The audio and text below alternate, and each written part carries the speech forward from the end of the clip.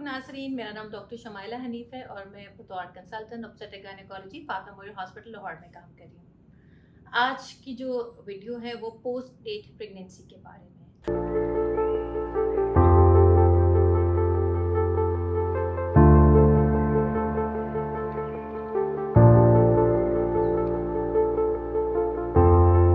आपकी due date का time आ गया और आपकी लेबर पेन्स शुरू नहीं हुई।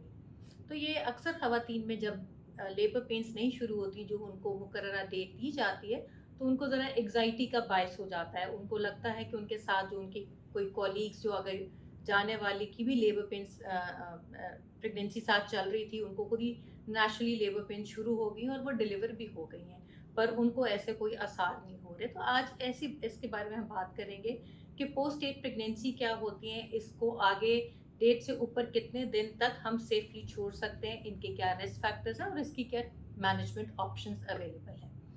सबसे पहले हम बात करेंगे कि ड्यू डेट हम किस तरह कैलकुलेट करते हैं। एक नॉर्मल ह्यूमन प्रेगनेंसी 9 महीने 7 दिन की है, या उसको आप समझें 40 वीक्स की है, या 280 दिन 280 डेज की प्रेगनेंसी है, जो कि कैलकुलेट की जाती है आपके पीरियड के फर्स्ट डे से।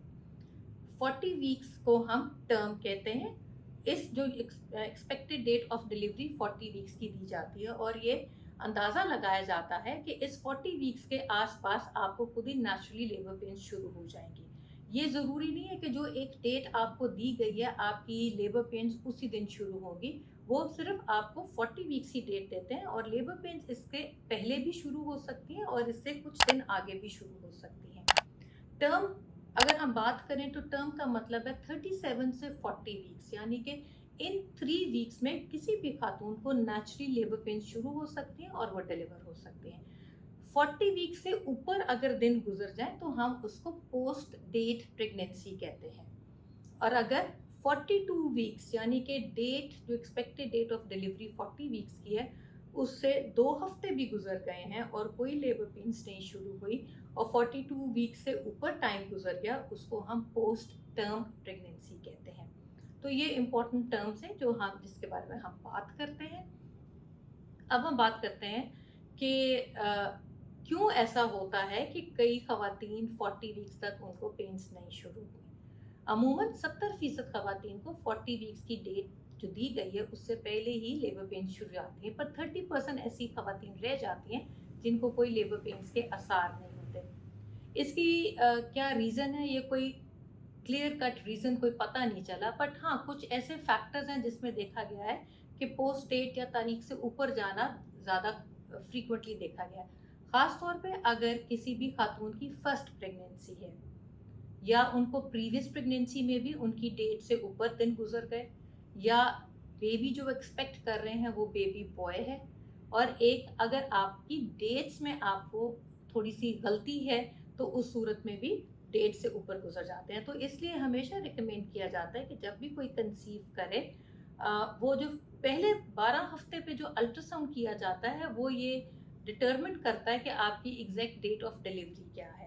तो फर्स्ट 3 मंथ्स में अल्ट्रासाउंड करना बहुत ही ज़रूरी है, ताकि आपकी जो ईडीडी उस वक्त लिखी जाती है वो 40 वीक्स की डेट होती है। अगर किसी का वो डे अल्ट्रासाउंड मिस हुआ है और उनके पीरियड्स भी इरेगुलर हैं और लेटर ऑन वो डॉक्टर के पास दिखाने आए हैं, यानी कि वो पहली दफ़ा ही डॉक्टर को 5वें 6ठे 7वें महीने दिखाने आ रहे हैं, तो उस वक्त तक एग्जैक्ट असेसमेंट करना भी मुश्किल हो जाता है। अब हम बात करते हैं कि हमें मेडिकल साइंस क्या बताता है कि हमें कितना तारीख से ऊपर दिन छोड़ देने चाहिए। आज से कई साल पहले, ऑलमोस्ट 25-30 साल पहले, ये कहा जाता था कि 42 वीक्स तक आप सेफली प्रेगनेंसी को छोड़ सकते हैं, ताकि वो खुद ही नेचुरली लेबर पेन्स उसकी शुरू हो जाएं। अगर 42 हफ्ते तक लेबर पेन्स नहीं शुरू हुई तो फिर इंड्यूस कर दें। पर इसमें अब रिसर्च ने कहा या हमें बताया कि 42 वीक्स ज़्यादा लंबा टाइम है, उसमें कॉम्प्लिकेशंस, ख़ास तौर पे बच्चे की कॉम्प्लिकेशंस होने के चांस ज़्यादा हैं। तो फिर ये फैसला हुआ कि 41 वीक्स तक लेबर इंड्यूस कर देनी चाहिए, इससे आगे नहीं छोड़ा जाना चाहिए। रीसेंट अब ये एडवाइस किया जाता है कि अगर ड्यू डेट क्रॉस हो गई है तो अमूमन 40 और 41 वीक्स के बीच में डिलीवरी प्लान कर लेनी चाहिए, क्योंकि ज़्यादा आगे दिन छोड़ने से बच्चे को प्रॉब्लम हो सकती है। अब क्या रिस्क फैक्टर्स हैं जो हम एक्सपेक्ट करते हैं कि एक पोस्ट डेट प्रेगनेंसी में होने का चांस ज़्यादा है। बच्चे को खुराक और ऑक्सीजन आवल प्रोवाइड करती है। आवल जिसको हम प्लेसेंटा कहते हैं, वो माँ से ऑक्सीजन और न्यूट्रिएंट्स बच्चे को प्रोवाइड करती है। आवल की भी एक उम्र होती है जो कि रफली कहा जाता है कि 40 वीक्स उसकी एज होती है। इसके बाद उसका काम कम होने लग जाता है। ज़ाहिर बात है, जब आवल का काम कम होने लग जाएगा, आपके बच्चे को खुराक और ऑक्सीजन भी कम मिलेगी, जिससे उसकी हेल्थ अफेक्ट हो सकती है। तो डेट से ऊपर गुजरने से एक तो प्लेसेंटा का फंक्शन कम होने लग जाता है। नंबर 2, आपके बेबी का साइज तो बढ़ता ही रहता है क्योंकि उसके ग्रोथ तो चल ही रही है। तो जितनी भी डेट से ऊपर बेबीज क्रॉस करते जाते हैं, उनकी बेबी का साइज ज़्यादा होने लग जाता है और ऑब्वियसली कफेलोपेल्विक डिस्प्रोपोर्शन का चांस भी होने लग जाता है। यानी कि अगर बेबी हेल्दी हो रहा है और माँ की पेल्विस तो एक ही साइज़ की है, तो उसका प्रोपोर्शन आपस में डिस्प्रोपोर्शन हो जाता है और नॉर्मल डिलीवरी के चांसेस कम होने लग जाते हैं। जिस तरह डेट से ऊपर वक्त गुजरता है, बच्चे के साथ जो पानी है जिसको हम लाइकर कहते हैं, वो भी कम होने लग जाता है। अगर लाइकर कम होने लग जाए तो जो एम्बलाइकल कॉर्ड है जो पानी के अंदर ही होती है, जिससे आवल से बच्चे को खुराक पहुंच रही होती है, ये पेन्स के दौरान कंप्रेस होती है। कंप्रेस हो सकती है क्योंकि पानी कम हो गया है। अब जब कंप्रेस होगी तो बच्चे को ऑक्सीजन कम हो जाएगी, बच्चे की हार्ट बीट कम हो जाएगी, जिसमें फर्दर कॉम्प्लिकेशंस आ सकती हैं। पोस्ट डेट प्रेगनेंसी में एक और प्रॉब्लम जो देखने में आया है कि बच्चे का मोशन अंदर निकल जाता है, और अगर पानी बेबी का मोशन निकल जाए और वही पानी बच्चा स्वॉलो भी करता है, और अगर यही मोशन बेबी के लंग्स में चला जाए, जिसको हम मेकोनियम एस्पिरेशन सिंड्रोम कहते हैं, ये भी बेबी के लिए हेल्दी चीज़ नहीं है। जब बेबी डिलीवर होता है तो उसको न्यूनेटल इंटेंसिव केयर यूनिट में भी दाखिले की ज़रूरत पड़ सकती है, उसके सांस की कॉम्प्लिकेशंस आ सकती हैं। तो ये देखने में आया है कि जिस तरह डेट से ऊपर हम ये टाइम गुजारते चले जाएं, तो बच्चे को ये मसाइल होने के चांस ज़्यादा होते हैं। इसके साथ माँ को भी कोई ना कोई प्रॉब्लम हो सकती है, स्पेशली कि अगर बच्चे का साइज़ हेल्दी है या बड़ा हो गया है, तो वह एक कॉम्प्लिकेटेड डिलीवरी की तरफ लेके जा सकता है। ये चांस है कि औज़ारों के ज़रिए बेबी को डिलीवर करना पड़ सकता है, जैसे कि forceps delivery, vacuum delivery. Big baby है तो डिलीवरी के वक्त बच्चे का सर कई दफ़ा तो डिलीवर हो जाता है, या बच्चे के जो कंधे हैं वो माँ की हड्डी में फंस जाते हैं, जिसके डिफरेंट मनूवर से फिर बेबी को डिलीवर किया जाता है। पर उन मनूवर्स का एक कॉम्प्लिकेशन ये है कि बच्चे की या नर्व्स, जो गर्दन की नर्व्स है, यहाँ खिंच भी पड़ सकती है, जिससे आर्म की मूवमेंट अफेक्ट हो सकती है। इसको हम शोल्डर डिस्टोशिया कहते हैं। इसी तरह अगर फोर्सेप्स लगे हैं या एक गुड साइज बेबी डिलीवर हो रहा है, तो मदर के इंटरनल जो जेनिटल ट्रैक्ट है, वेजाइना है, उसमें टीयर्स आ सकते हैं, जो ऑब्वियसली उसका माँ का खून ज़ाया होने के भी ज़्यादा चांसेस होते हैं। और फिर पीपीएच यानी कि पोस्टमार्टम हेमरेज होने के भी चांसेस ज़्यादा होते हैं। यूट्रस इतनी अच्छी तरह सिकुड़ता नहीं डिलीवरी के बाद, और एटोनी हो जाता है, यानी कि वो सॉफ्ट पड़ा रहता है, सिकुड़ता नहीं, और माँ का ब्लड ज़्यादा ज़ाया होने के चांसेस होते हैं। तो पोस्ट डेट डिलीवरी की माँ के लिए भी ये कॉम्प्लिकेशंस हो सकती हैं। अब हम बात करते हैं कि किसी के अगर 40 वीक्स पहुंच गए हैं, तो उस वक्त आपके डॉक्टर आपको क्या एडवाइस करते हैं। अगर आपके 40 वीक्स हो गए हैं और आपको कोई भी मेडिकल डिसऑर्डर नहीं है, यानी कि आपको ब्लड प्रेशर, शुगर या कोई और डिसऑर्डर नहीं है, या बच्चे की ग्रोथ में कोई प्रॉब्लम नहीं रही, तो 40 वीक्स पे आपके दोबारा अल्ट्रासाउंड किया जाता है। अल्ट्रासाउंड में बेबी के हेल्थ देखी जाती है, उसके बेबी के साथ पानी की कितनी मिकदार है, क्या वो नॉर्मल अमाउंट में है, वो देखा जाता है, और बेबी की हेल्थ का एक स्कोर किया जाता है, जिसको हम कहते हैं बायोफिजिकल प्रोफाइल। इस प्रोफाइल में हम देखते हैं बच्चे की हार्ट बीट कैसी है, उसकी टोन कैसी है, वो कितना एक्टिव है, वो कितना मूव कर रहा है, उसके सांस की मूवमेंट्स कैसी चल रही हैं, बच्चे के साथ पानी की मिकदार क्या है, और इसका एक स्कोर किया जाता है, जिससे हमें असेस होता है कि बेबी अभी हेल्दी है, उसको कोई खुराक की कमी नहीं हो रही।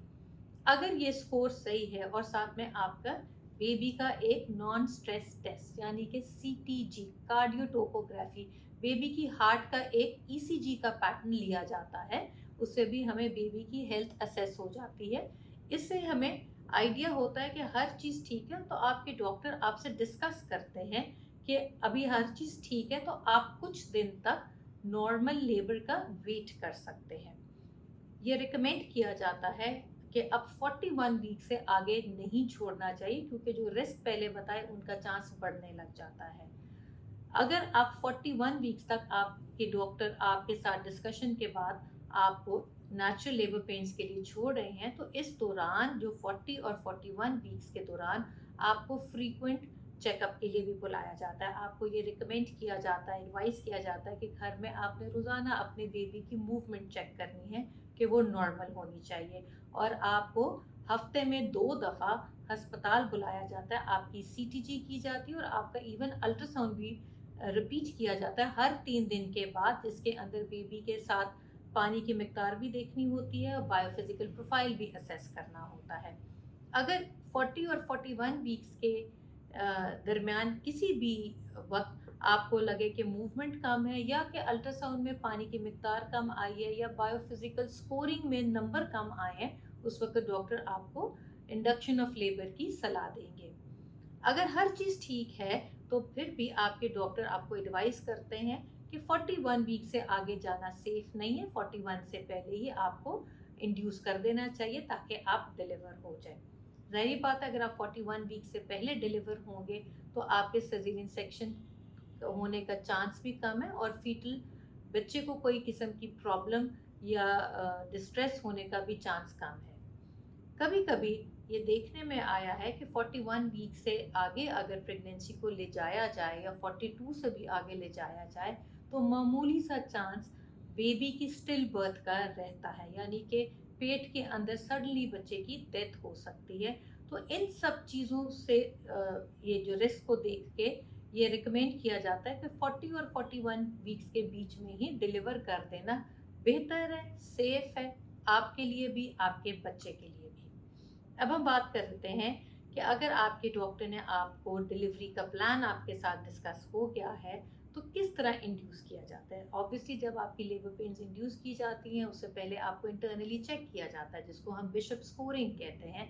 आपकी बच्चेदानी के मुंह की कंडीशन देखी जाती है, वो खुला हुआ है या बंद है, उसकी लेंथ कितनी है, वो सॉफ्ट है या कि अभी थिक है, पोजीशन किधर है, और बेबी का हेड क्या बहुत अच्छा बोन के अंदर आ गया है या कि अभी ऊपर है। इन चीज़ों के ऊपर फिर डिसाइड किया जाता है कि किस तरीके से आपकी लेबर इंड्यूस की जाए। मुख्तलिफ तरीके जिनसे इंड्यूस की जाती है, उसमें एक है स्वीपनिंग ऑफ मेम्ब्रेन्स, यानी कि इंटरनल मुआयने के वक्त जो आपके डॉक्टर हैं अपनी फिंगर से आपकी मेम्ब्रेन्स, जो बेबी के अराउंड मेम्ब्रेन्स होती हैं, उसको यूट्रस की दीवार से अलग कर देते हैं ताकि नेचुरली प्रोस्टाग्लैंडिन रिलीज हो और नेचुरल लेबर पेन शुरू हो जाए। कई दफ़ा आपके डॉक्टर आपको प्रोस्टाग्लैंडिन की मशवरा देते हैं। प्रोस्टाग्लैंडिन एक ऐसा हार्मोन है जो कि गोली की फॉर्म में ओरली भी दिया जाता है, नहीं तो वेजाइनल जेल या टैबलेट के फॉर्म में रखा जाता है, जिससे लेबर पेन्स इंड्यूस हो जाते हैं। थर्ड तरीका है ऑक्सीटोसिन की ड्रिप। ऑक्सीटोसिन एक हार्मोन है जो कि ड्रिप के ज़रिए आपको दिया जाता है। इसके लिए ज़रूरी है कि कुछ हद तक थोड़ा सा यूट्रस का मुंह खुला हो, ताकि ऑक्सीटोसिन से जो लेबर पेन शुरू होंगी उसका अच्छा इफेक्ट आ जाए। यूजुअली ऑक्सीटोसिन जब स्टार्ट की जाती है तो वो लो डोज में स्टार्ट की जाती है और आपके रिस्पॉन्स के अकॉर्डिंगली उसकी डोज बढ़ाई जाती है। एक और तरीका जिससे लेबर पेन शुरू किए जाते हैं वो है आर्टिफिशियल रप्चर ऑफ मेम्ब्रेन्स, या उसको एमनियोटमी भी कहते हैं। इसमें जो आपके डॉक्टर हैं आपके बैग ऑफ मेम्ब्रेन्स को रप्चर कर देते हैं ताकि पानी या लाइकर जो है वो रिलीज हो जाए, जिसकी वजह से प्रोस्टाग्लैंडिन भी रिलीज होते हैं और पेन्स शुरू हो जाती हैं। ऑब्वियसली जब एमनियोटमी का फैसला किया जाता है उसके लिए भी थोड़ा सा यूट्रस का मुंह जो है वो कुछ खुला होना चाहिए ताकि कन्वीनियंटली एमनियोटमी भी हो सके। तो ये डिफरेंट तरीके हैं जो कि इंडक्शन ऑफ लेबर के लिए यूज़ किए जाते हैं। ये अकेला एक मेथड भी यूज़ हो सकता है और कॉम्बिनेशन भी यूज़ हो सकते हैं। ये आपके डॉक्टर आपके लिए बेस्ट डिसाइड करेंगे कि आपके लिए इंडक्शन मेथड जो है कौन सा बेस्ट है, कौन सा किस तरीके से आपको जल्दी रिस्पॉन्स आएगा, तो ये आपके डॉक्टर आपको बेहतर गाइड करेंगे।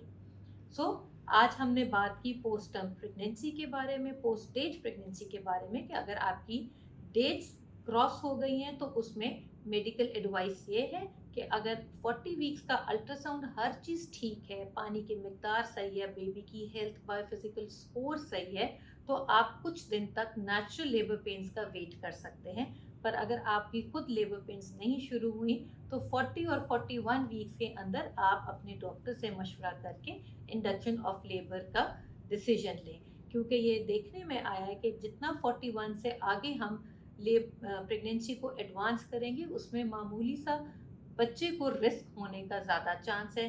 बेबी के अंदर मोशन भी निकल सकता है प्रेगनेंसी यूट्रस के अंदर, जो वो एस्पिरेट कर सकता है और उसके सांस को मसला हो सकता है, पानी की कमी हो सकती है, और कई दफ़ा बहुत मामूली चांस है पर बेबी की पेट में डेथ भी हो सकती है। तो इन चीज़ों से बचने के लिए ये रिकमेंड किया जाता है कि आप बहुत देर तक अपनी प्रेगनेंसी को आगे ना लेके जाएं, 40 और 41 वीक्स के बीच में आप इंड्यूस करवा के डिलीवर हो जाएं। अगर आपके जहन में कोई सवाल है तो आप कमेंट सेक्शन में ज़रूर कमेंट करें। अपना बहुत सारा ख्याल रखें, खुश रहें। अल्लाह हाफिज़।